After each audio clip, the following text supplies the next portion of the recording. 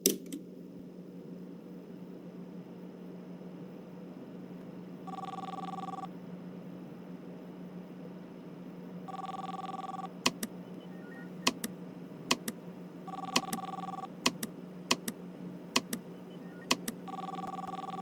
again.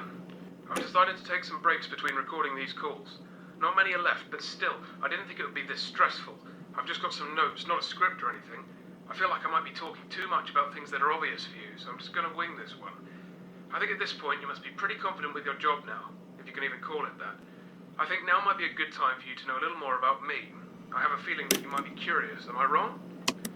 Right then. I was born in November 1968 in Texas, lived a fine life up until my teens, had no real problems with my family, but we weren't exactly rich. My father was an architect at the time, and my mother stayed home with my brother and I.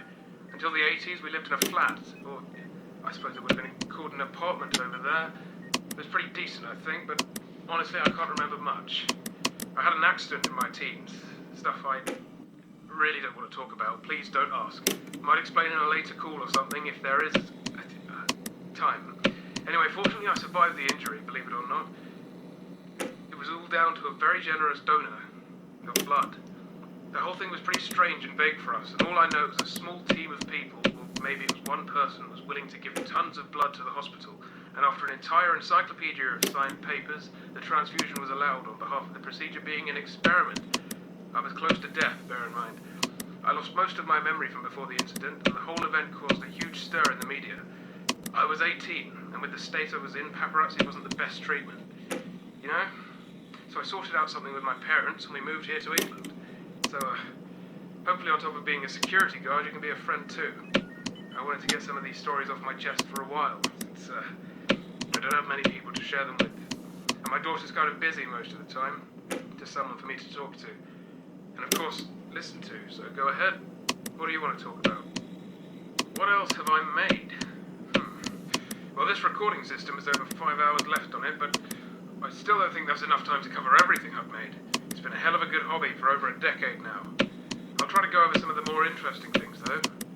In 2019, I made a self-driving car in my garage. The technology isn't that impressive nowadays, I know, but it was an amazing feat. Looked like garbage, but it worked. Since then, it's been modified to be road safe, and now my daughter uses it. Back in the late 90s, I made a few electric guitars, sold them to a secondary school, and in 2016, I made a video game with Bonnie's help. Oh, Bonnie's the name of my daughter, I'm not sure if I mentioned that. Oh yeah, and of course I made the 3D printers recently, which helped me print smaller plastic parts for projects and toys and whatnot. That's really it, don't think I should mention anything else right now. Hope that clears it up. I've been a real busy guy, love creating things. See you on your 5th night.